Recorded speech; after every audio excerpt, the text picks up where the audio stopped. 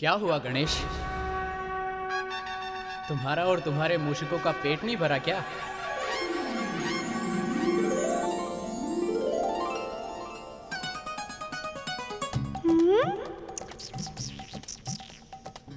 पेट तो भर गया भ्राता, किंतु मन नहीं भरा। मुझे नेक दिए बिना आप रथ पर नहीं चढ़ सकती मामी श्री।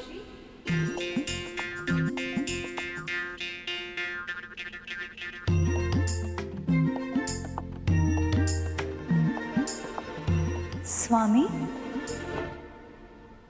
अभी तो आपने वचन दिया था कि सारी परिस्थिति में आप मेरे साथ रहेंगे, और अभी आपने मुझे अकेला छोड़ दिया। मैं आपके साथ ही हूं देवी, और सदैव आपके साथ रहूंगा। किंतु छोटे भांजे ने आपसे नेक मांगा है, ये उसका अधिकार है, ये तो आपको अवश्य देना होगा।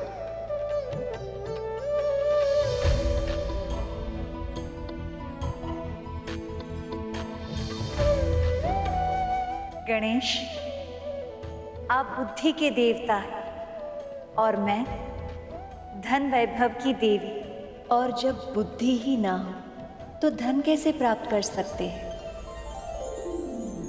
आज मैं आपको आशीर्वाद देती हूँ कि हम दोनों की पूजा अब से साथ में होगी।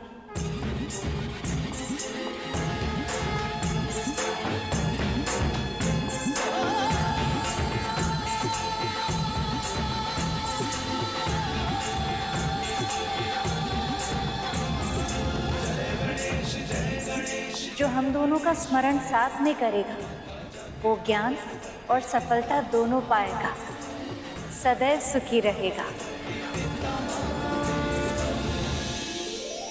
आपने बहुत अनुपम उपहार दिया है मामी श्री। इससे उत्तम नेक कोई और हो ही नहीं सकता।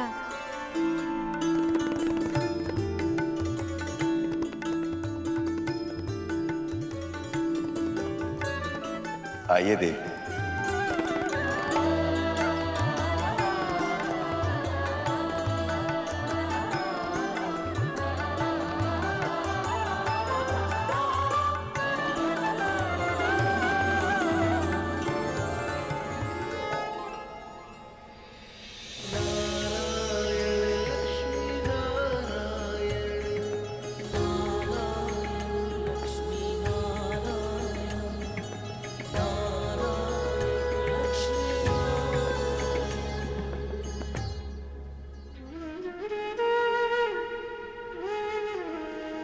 विंता,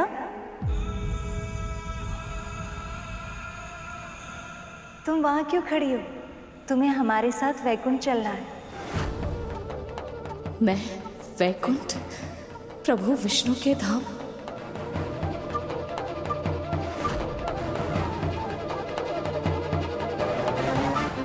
क्या हुआ? चौंक क्यों गई? विवाह हुआ है, पर वैकुंठ में भी तो रीतियां होंगी ना। जिस प्रकार इतने अच्छे से तुमने मेरी यहाँ सहायता की, वहां वैकुंठ में भी तो करोगी ना। सदैव विंता को मुझसे अधिक महत्व मिलता है।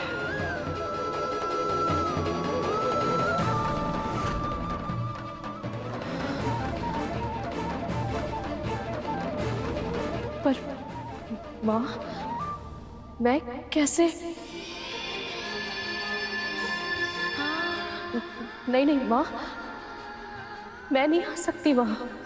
विंता, मैं स्वयं तुम्हें मेरे साथ वैकुंठ चलने के लिए कह रही हूँ, और तुम मना कर रही हो। मेरे कहने का अर्थ ये नहीं है माँ, पर मैं कैसे? देवी विंता, वैकुंठ की स्वामिनी ने स्वयं आपसे साथ चलने का आग्रह किया। आप इनका आदेश टाल नहीं सकती।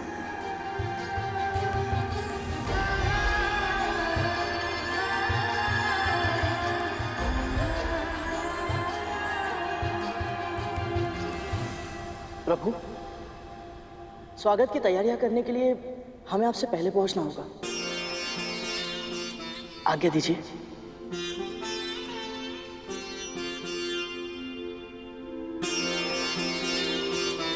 चलिए माँ।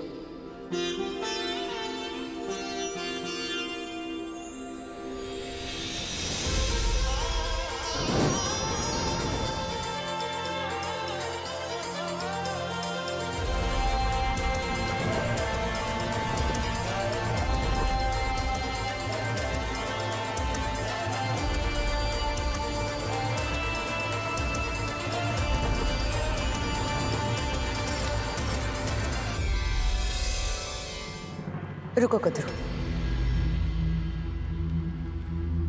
वैकुंठ जाने का विशेष निमंत्रण सिर्फ विंता को मिला है, तुम्हें नहीं। और मुझे नहीं लगता कि तुम्हें जाना चाहिए। तुम स्वयं भी तो बिना निमंत्रण के यहाँ आई थी ना। और स्वयं तुमने भी देखा ना कि इन सब ने मेरे साथ कैसा व्यवहार किया। इन सब ने मेरी उपेक्षा की है, पर मैंने कैसे भी करके अपने क्रोध पर नियंत्रण कर लिया। क्या तुम कर पाओगी कद्रू? व्याकुंठ में जाकर अगर तुमने विंता के लिए कुछ भी बुरा कहा या सोचा, तो ना जाने परिणाम क्या होगा।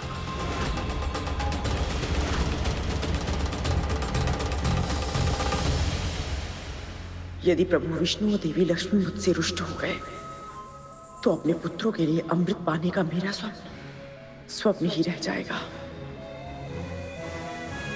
तुम ठीक कह रही हो, मुझे वैकुंठ नहीं जाना चाहिए।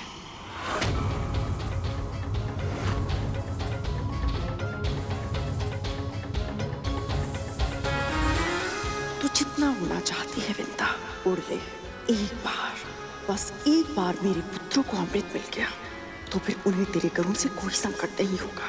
फिर तब अपने हर अपमान का बदला लूंगी तुझसे।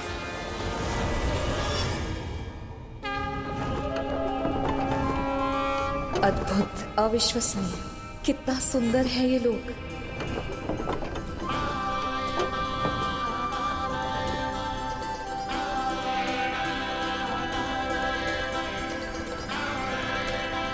आज तक केवल इसके स्वप्न देखे थे मैंने। सदैव सोचती थी कि कैसा होगा वैकुंठ। अपनी कल्पना से इसके भित्ति चित्रों में रंग भरती थी, पर ये स्थान तो मेरी कल्पना से भी परे है गरुड़। मैं साक्षात वैकुंठ की यात्रा कर रही हूँ। ये सब तेरे कारण ही संभव हुआ है पुत्र।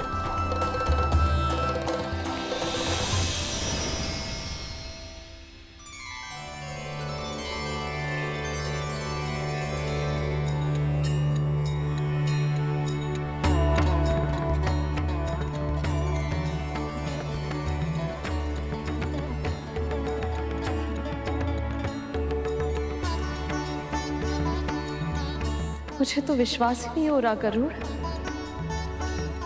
मैं वैकुंठ के द्वार के सामने हूँ। इतना बड़ा सौभाग्य, इतना सारा सुख, क्या कल्पनीय है गरुड़, अकल्पनीय।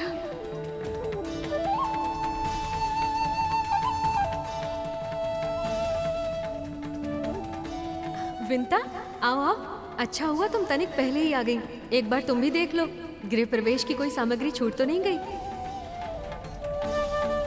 मैं हाँ, मैं कैसे देखूं? अरे चलो भी। ये देखो।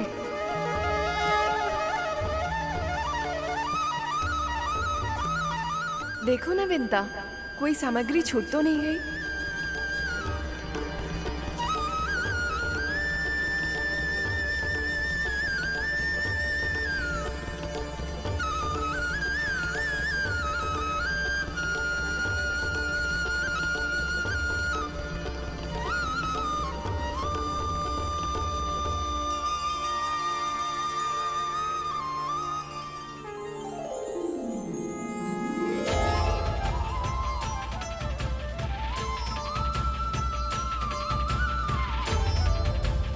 माँ, प्रभु विष्णु और माता लक्ष्मी आ गए।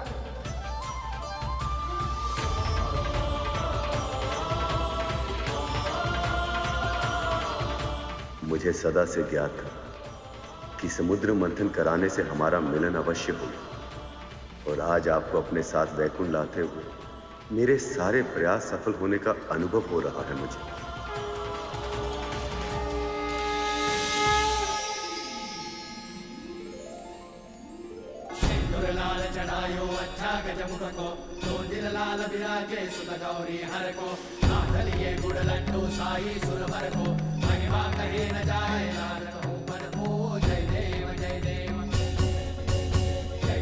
पूजा स्वीकार करें गणपति, भीतर पधारें।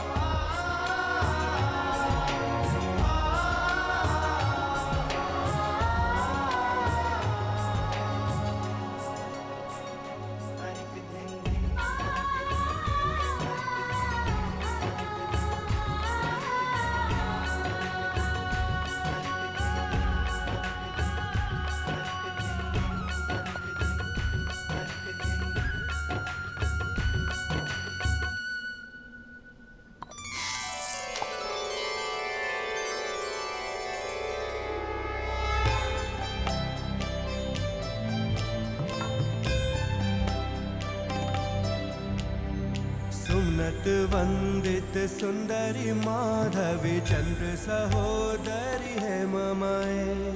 मुनि गण वंदित मोक्ष प्रदायनी मंजुल भाषिणी वेदनुते। पंकज वासिनी देव सुपूजित सद्गुण वर्षिणी शांतियुते। जय जय है मधुसूदन कामिनी आदि लक्ष्मी परिपालय मां।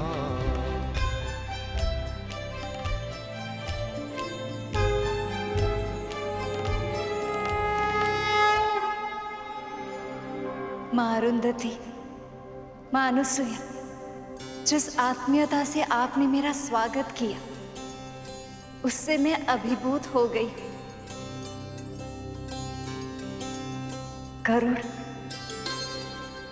विंता, तुम दोनों अपनी कर्तव्य पूरी निष्ठा के साथ निभाते हो और वो बहुत प्रशंसनीय है।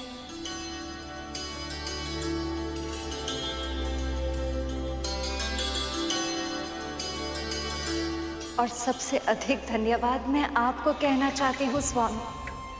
आप ही के कारण इस अद्भुत आनंद का अनुभव करने का अवसर मिला मुझे। केवल आप ही नहीं देवी, संसार की हर स्त्री इसी सम्मान की अधिकारी है। क्योंकि पत्नी का धर्म निभाते समय वो जितने त्याग करती है उसकी कल्पना भी नहीं की जा सकती। मेरे सखा ने बिल्कुल सत्य कहा है देवी। एक कन्या जिस घर में पली बड़ी होती है उस घर को, माता पिता को, भाई बहन सखी संबंधियों को, सभी को छोड़कर वो एक अपरिचित व्यक्ति के साथ अपना पूरा जीवन बिताने के लिए तैयार हो जाती है, केवल एक आश्वासन के सहारे। वो आश्वासन जो उसके पिता ये कहते हुए देते हैं कि ये वर तुम्हारे लिए पूरी तरह से उपयुक्त है। पूरे विश्वास से कन्या अपने पिता के वचन को अपना जीवन मान लेती है। सब कुछ त्याग कर वो एक नया जीवन लेती है। ससुराल में पग रखते ही पति के सभी संबंधी उसके अपने हो जाते हैं। सत्य तो यह है देवी कि एक स्त्री ही है जो अपने सृजन की शक्ति से कुल को आगे बढ़ा सकती है। अपने पति को अपने माता पिता के ऋण से आंशिक रूप से मुक्त कर सकती है। स्त्रियां बिना कुछ मांगे पुरुषों पर अपना सब कुछ न्यौछावर कर देती है। इसीलिए उनका सम्मान जितना किया जाए उतना ही कम है। आपका कथन सत्य है महादेव, और भावुक भी। जिस प्रकार आप सभी ने मेरा गृह प्रवेश किया, उससे न केवल मुझे प्रसन्नता हो, बल्कि मेरे भीतर आत्मविश्वास का संचार भी किया कि वधू होने के नाते मैं अपने उत्तरदायित्व अच्छे से निभा सकती हूँ। मायके से ससुराल जाते समय संसार की हर स्त्री को इसी आत्मविश्वास की आवश्यकता होती है।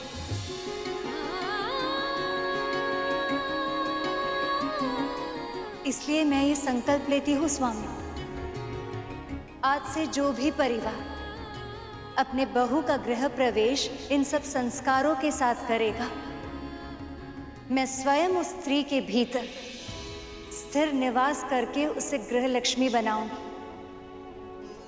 उसके शुभ हाथों से हल्दी के छाप उस घर के कष्ट और रोगों को मुक्त करेंगे। अक्षत बिखेरने से उस घर में संपन्नता और प्रसन्नता बिखरेगी, और आलते से रंगे हुए उसके पदचिह्न उस घर को धर्म और सफलता का मार्ग दिखाएंगे।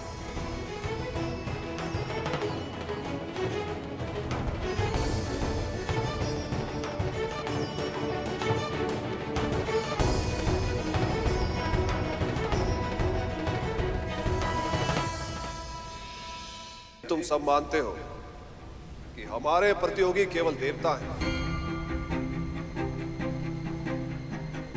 तो तुम सब भ्रम में हो। अमृत पर केवल देवताओं की नहीं, नागों की भी दृष्टि है। और नाग ही क्यों, जो भी प्राणी एक निश्चित आयु लेकर इस संसार में आता है और अपना समय पूरा होने के बाद पंच तत्वों में विलीन हो जाता है, हर वो प्राणी इस अमृत को पाना चाहेगा।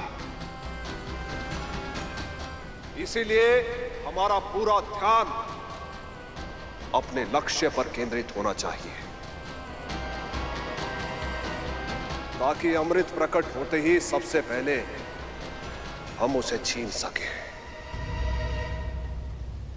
पर यह कैसे होगा महाराज, क्योंकि गरुड़ की तीव्र दृष्टि सदैव हम ही पर बनी रहती है। हाँ महाराज, मंदराचल से लेकर वासुकी तक सब सदैव केवल देवताओं का ही पक्ष लेते हैं। और वैसे भी महाराज, अब विष्णु के साथ साथ देवी लक्ष्मी भी इस बंधन को देखेगी। उन सब की कड़ी दृष्टि के सामने कैसे चुराएंगे हम अमृत?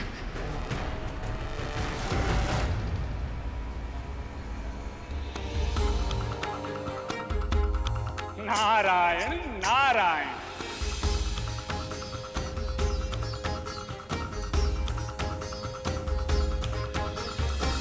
आप जानती हैं मां, एक दिन यहीं वैकुंठ में खड़े होकर गरुड़ के मन में भी ये इच्छा आई थी कि वो प्रभु विष्णु और मां लक्ष्मी के मिलन में सहायक बने। ठीक उसी तरह आज आपके मन में जो भी विचार आया है वो भी अवश्य पूरा होगा मां।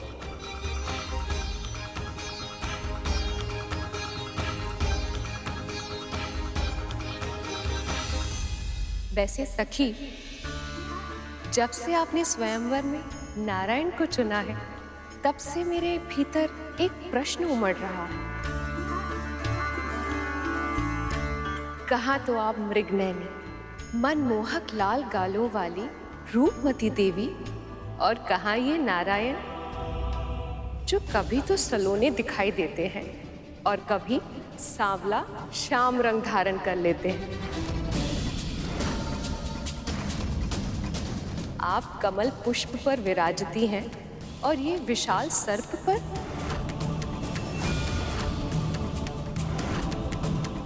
ये कैसा मेल है देवी?